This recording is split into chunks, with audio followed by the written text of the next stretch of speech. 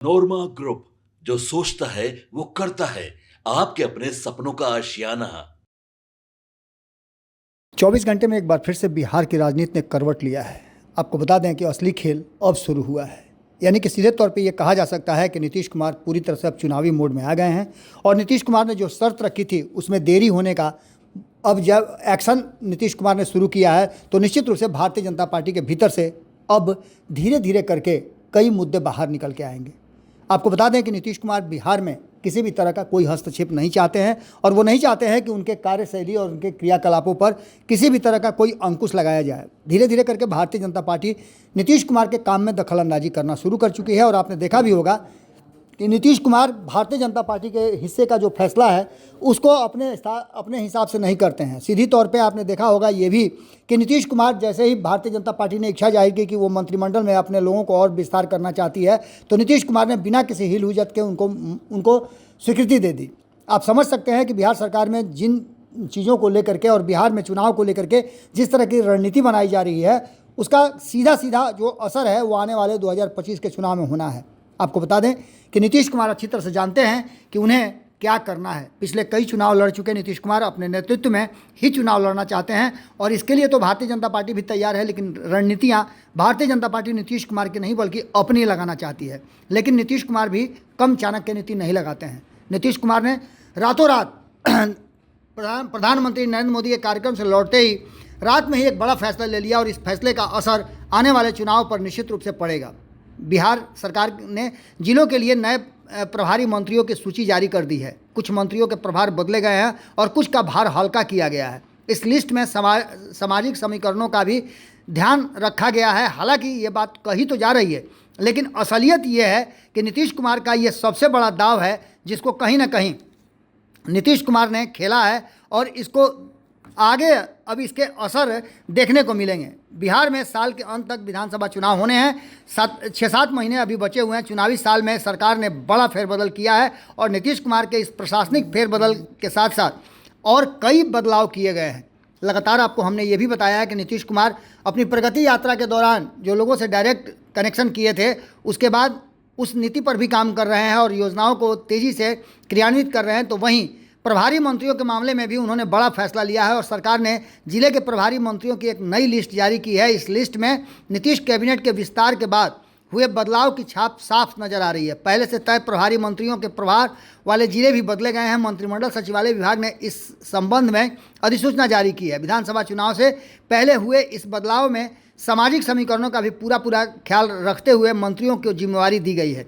आपको बता दें कि डिप्टी सीएम विजय कुमार सिन्हा भोजपुर और मुजफ्फरपुर जिले के प्रभारी मंत्री थे। अब उनके पास बस मुजफ्फरपुर जिले की ही जिम्मेवारी होगी। बेगूसराय के प्रभारी मंत्री रहे मंगल पांडे को अब दरभंगा और नितिन नवीन को कैमूर की जगह बक्सर की जिम्मेवारी दी गई है। आप समझ सकते हैं कि इसके पीछे की रणनीति क्या है और आप समझ सकते हैं कि नीतीश कुमार ने इस बदलाव के पीछे उनकी रणनीति क्या हो सकती है। वो तो आगे आने वाले वक्त में पता चलेगी। लेकिन मुख्यमंत्री नीतीश कुमार के करीबी माने जाने वाले अशोक चौधरी को सीतामढ़ी और जहानाबाद, श्रवण कुमार को समस्तीपुर और मधेपुरा का प्रभारी मंत्री बनाया गया है। यानी कि आप समझ सकते हैं कि इन दोनों पर नीतीश कुमार को भरोसा है और दोनों को 2-2 प्रभार दिए गए हैं। 2-2 जिले की जिम्मेवारी दी गई है। डिप्टी सीएम सम्राट चौधरी पटना के प्रभारी मंत्री बने रहेंगे। यानी आप समझ सकते हैं कि इस लिस्ट में जो बदलाव किया गया है वो नीतीश कुमार ने बड़ी सोच समझ करके किया है और इसके पीछे उनकी रणनीति भी साफ नज़र आती है। अगर हम बात करें तो सम्राट चौधरी पटना के लिए विजय कुमार सिन्हा, जैसा कि हमने पहले बताया कि मुजफ्फरपुर के लिए तो विजय कुमार चौधरी को पूर्णिया और नालंदा का 2-2 जिला दिया गया है। ये भी नीतीश कुमार के करीबियों में से एक हैं। विजेंद्र प्रसाद यादव चूँकि स्वास्थ्य की दृष्टि से पिछली बार भी हमने आपको जब उनको प्रभार दिया गया था तो हमने आपको बताया था कि पटना से सटे हुए जिला उनको दिया जाएगा। इस बार भी उन्हें वैशाली ही दिया गया है। प्रेम कुमार को कैमूर दिया गया है।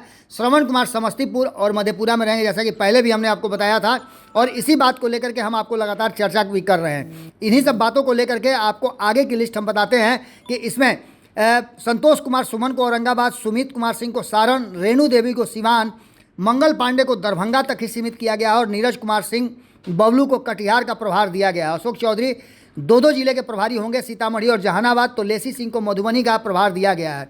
मदन सहनी सुपौल, तो नीतीश मिश्रा को अररिया का प्रभार दिया गया है और नितिन नवीन बक्सर के प्रभारी होंगे। महेश्वर हजारी खगड़िया के होंगे तो शीला कुमारी को लखीसराय दिया गया है। सुनील कुमार पूर्वी चंपारण तो जनक राम पश्चिमी चंपारण के प्रभारी मंत्री होंगे। हरीश सहनी अरवल के तो कृष्णनंदन पासवान गोपालगंज जिला के प्रभारी मंत्री होंगे। जयंत राज को रोहतास, मोहम्मद जमा खान को किशनगंज और रत्नेश सदा को जमुई का प्रभार दिया गया है। केदार प्रसाद गुप्ता को भोजपुर और सुरेंद्र मेहता को बांका का जिला प्रभारी बनाया गया है। आपको बता दें कि संतोष कुमार सिंह भागलपुर, संजय सरावगी बेगूसराय और डॉक्टर सुनील कुमार को गया का प्रभारी बनाया गया है। जीवेश कुमार को नवादा का और राजू सिंह को शेखपुरा का प्रभारी मंत्री बनाया गया है। तो वहीं मोतीलाल प्रसाद को शिवहर और विजय कुमार मंडल को सहरसा के साथ साथ कृष्ण कुमार मंटू को मुंगेर का प्रभारी बनाया गया है। इस बदलाव के साथ साथ अब नवनियुक्त मंत्रियों के विधानसभा चुनाव की तैयारियों में जुटने को कहा गया है। गौरतलब है कि बिहार में अक्टूबर-नवंबर में चुनाव संभावित है। जीतन राम मांझी के कुछ महीने के कार्यकाल छोड़ दें तो 2005 से लेकर के अब तक नीतीश कुमार पिछले 20 वर्षों से लगातार बिहार की गद्दी पर बैठे हुए हैं और नीतीश कुमार की रणनीति और उनकी चाणक्य नीति से कौन परिचित नहीं है। इसके पीछे भी नीतीश कुमार की एक बड़ी रणनीति होगी, क्योंकि जैसे ही ये लिस्ट सामने आया है उसके बाद से चर्चाएं भी शुरू हो गई हैं।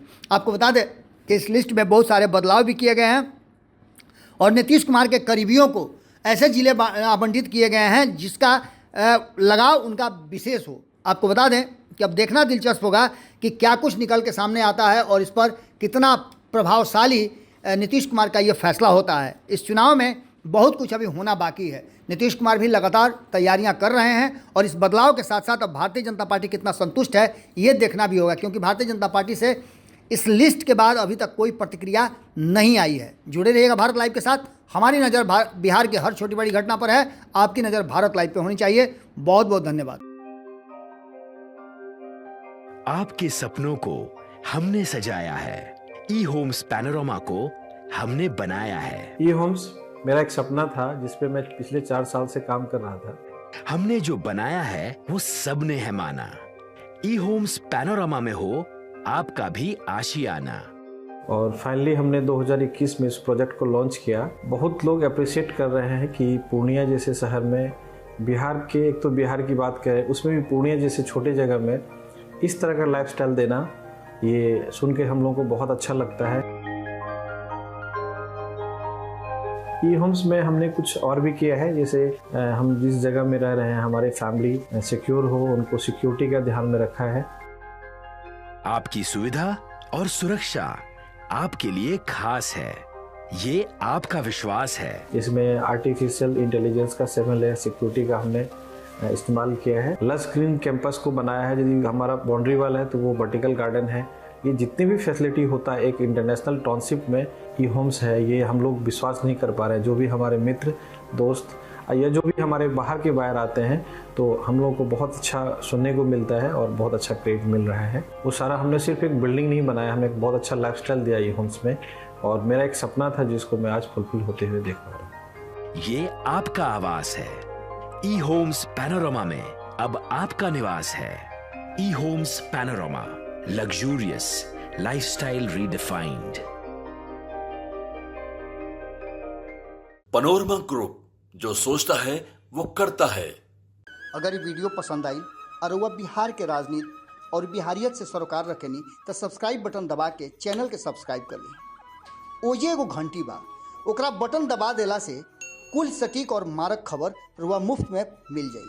अगर रुआ पत्रकारिता के हमनी के नया प्रयोग में सहयोग कर चाहतानी तो ज्वाइन बटन दबा दी।